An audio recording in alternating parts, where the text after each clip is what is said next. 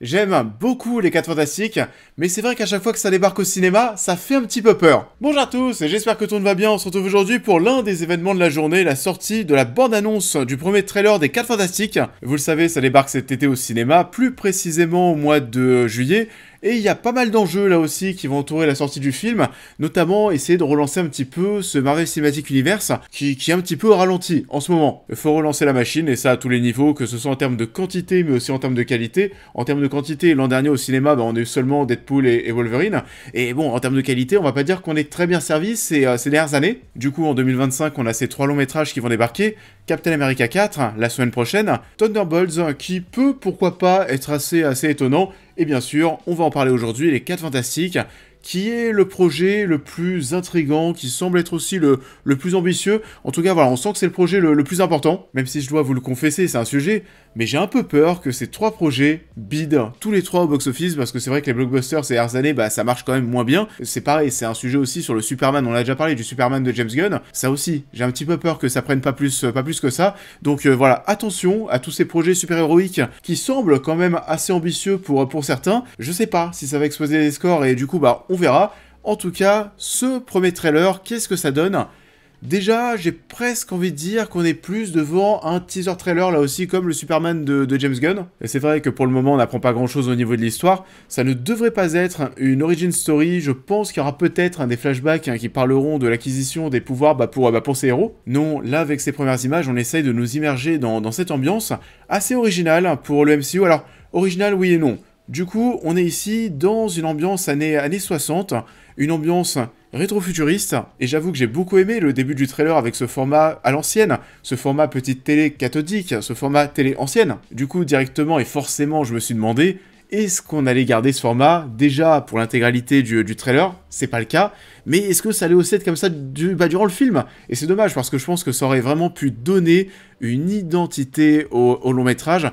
Pour le coup, ça aurait pu être une idée créative vraiment plutôt cool. Malheureusement, ensuite, on repart sur quelque chose de bien plus classique, c'est dommage, mais j'ai plutôt bien aimé, voilà, ces premières images, cette ambiance conquête spatiale dans les années 60 avec des 4 Fantastiques qui sont célèbres. Le casting, à mon sens, comme je le prévoyais, j'ai l'impression qu'il y a du bon et du moins bon. Je pense que celle qui va le mieux s'en tirer, ça va être Vanessa Kirby, qui a l'air plutôt bien dans le rôle. Et de toute façon, c'est une actrice que j'aime beaucoup. Donc Vanessa Kirby pour La Femme Invisible, depuis le départ, depuis les premières rumeurs, j'y crois. Joseph Quinn en Torche Humaine, acteur qui a plutôt le vent en poupe en ce moment.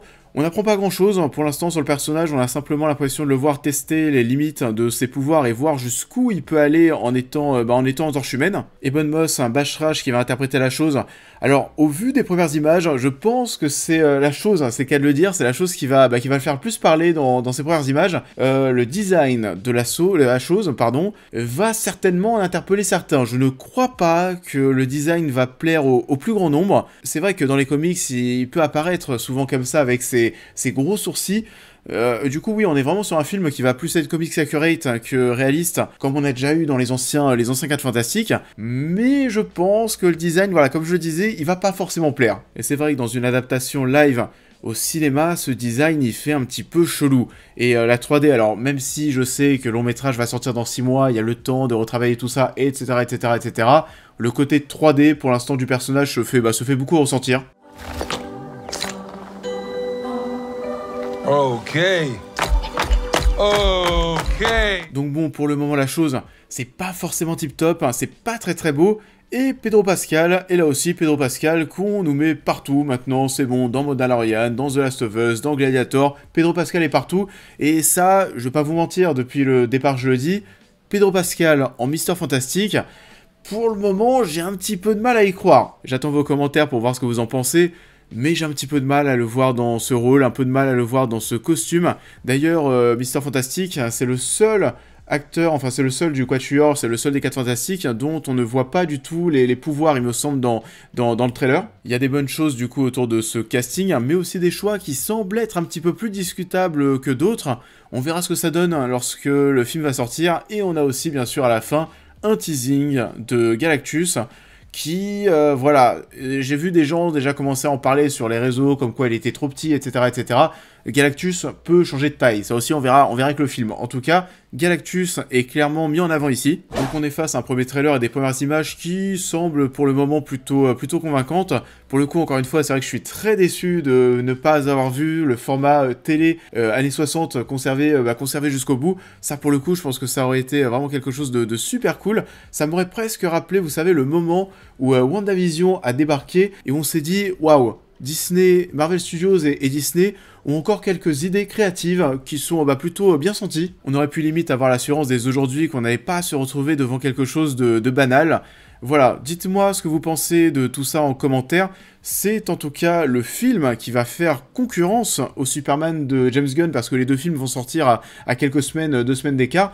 Superman va sortir début juillet et ce 4 Fantastique un petit peu plus tard durant le mois de juillet. Et bien entendu, comme du côté de DC Comics et de James Gunn, on va attendre avec un certain intérêt les chiffres au box-office pour voir si ça va prendre, parce que les 4 Fantastiques, ça va être des personnages qui devraient être assez importants pour l'avenir du Marvel Cinematic Universe, au même titre que les X-Men. Si les 4 Fantastiques et si les X-Men, ça ne plaît pas, ça ne prend pas, ouais, le MCU, ça va devenir un petit peu compliqué. Normalement, aujourd'hui, les 4 Fantastiques et les X-Men, ça doit devenir les personnages du futur du côté de chez Marvel. Quand on regarde les 3 projets Marvel qui vont sortir au cinéma en 2025, je pense que les 4 Fantastiques, c'est celui qui devrait le mieux fonctionner au box-office.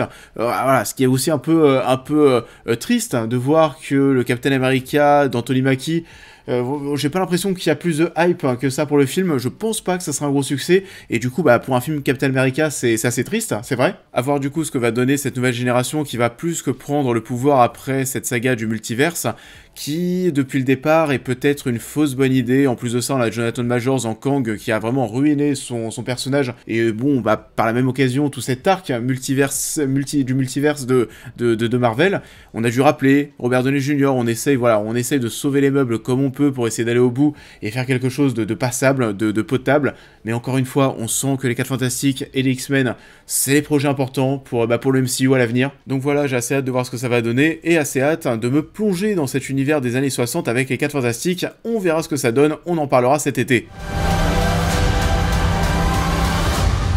As a family. Ça en est tout pour cette petite vidéo à propos de cette première bande-annonce des 4 Fantastiques. Je vous invite, comme d'habitude, à la liker, à la partager, à me suivre sur tous mes réseaux, à vous abonner, à devenir membre soutien si vous souhaitez soutenir mon travail, et on reparlera bien entendu des 4 Fantastiques jusqu'à la sortie du film. De toute façon, le MCU, DC Comics, ça va faire partie des gros sujets en cette année 2025, donc oui, à suivre. Je vous souhaite à tous une très belle fin de journée, une très belle continuité de semaine, et je vous dis à très vite.